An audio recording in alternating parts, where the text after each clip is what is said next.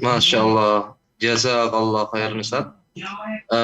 Kita masuk ke pertanyaan berikutnya Ustaz. Eh, Doa yang bagaimana dan amalan yang terbaik untuk orang tua kita yang sudah meninggal dunia itu apa Ustaz? Masya Allah. Nah, mahibati fillah. Apa yang bisa kita kerjakan buat orang tua kita? Buat orang-orang yang kita cintai. Yang mereka pergi lebih dahulu. Maka yang paling utama adalah menjadi anak soleh. Bagaimana yang ditinggalkan ini terus belajar. Terus mendekatkan diri kepada Allah. Terus jadi orang baik. Karena anak ini hasil karya orang tuanya. Ketika anak itu terus berbuat baik, bapaknya ngajarin sholat, ngajarin ngaji, bapaknya yang menyekolahkan nih anak terus baca Quran, hatam Quran, insya Allah bapaknya dapat. Orang tuanya dapat tuh. Ketika anak ini terus jadi orang baik. Yang kedua berdoa. Berdoa bukan hanya memintakan ampun. Beristighfar. Tapi doa semoga diluaskan kuburannya. Semoga dikasih rahmat sama Allah. Dikasih keselamatan di sana. Minta sama Allah saja. Yang ketiga, sodako. Sodako.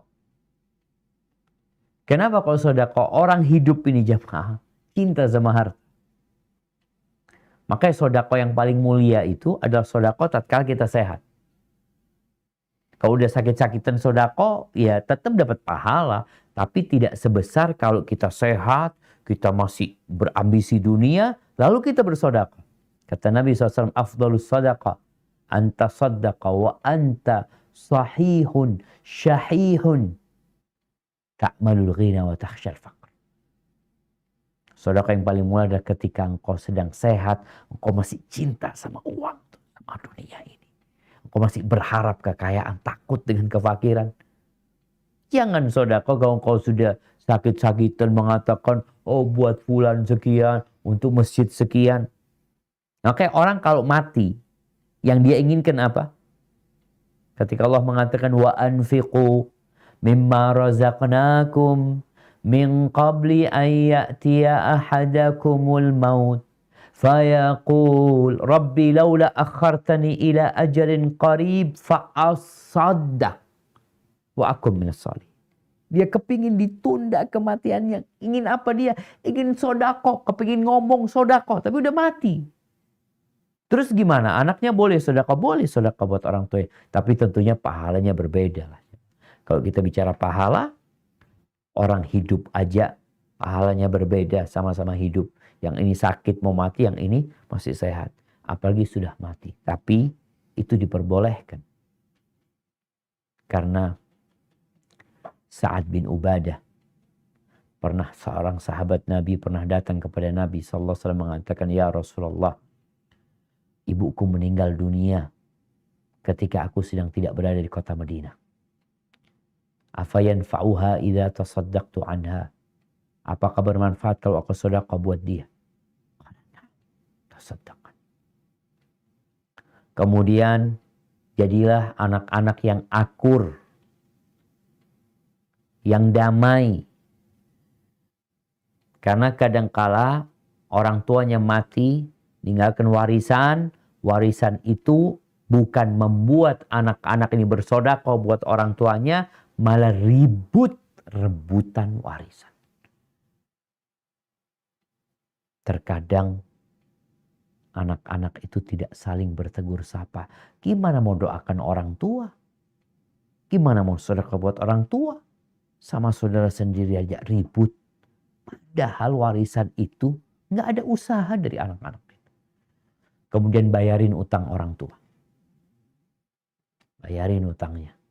Walaupun orang tua nggak meninggalkan uang. Kalau orang tua mati ada warisan, maka warisan nggak boleh dibagi kecuali utang dilunasin, kemudian wasiat ditunaikan. Tapi gimana orang tua mati nggak ninggalin uang? Ninggalin hutang. Hutangnya orang tua bukan hutangnya anak. Enggak. Itu tetap hutangnya orang tua. Disinilah kebaktian anak kepada orang tuanya. Dengan uangnya dia melunasi utang ayahnya. Selain utang uang, kalau ada utang puasa, ditunaikan. Dibayarin. Kemudian terus kalau bisa menjalin hubungan baik dengan kerabat-kerabat orang tua kita. Yang kadangkala kalau orang tua mati itu hubungan kita sama paman itu akhirnya kurang baik. Padahal itu termasuk bentuk kebaktian kita sama orang tua kita, sama ibu kita.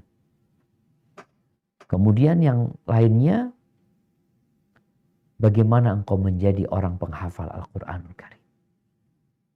Kita nggak harus hafal full, tapi teruslah menghafalkan Al-Quranul Karim. Jadi anaknya ini tahun ini nambah hafalan. Kenapa? Kalau anak itu menghafal Quran, mengamalkannya dalam kehidupan ini, mengajarkannya, orang tuanya itu akan dikasih baju yang mahal banget. Bukan 1 triliun harganya. Dunia ini kalau dibuat beli baju itu nggak bisa. Maka jadilah seorang yang berusaha untuk belajar Al-Quran, menghafalnya dan mengamalkannya. Hada wallahu a'lam bissawab.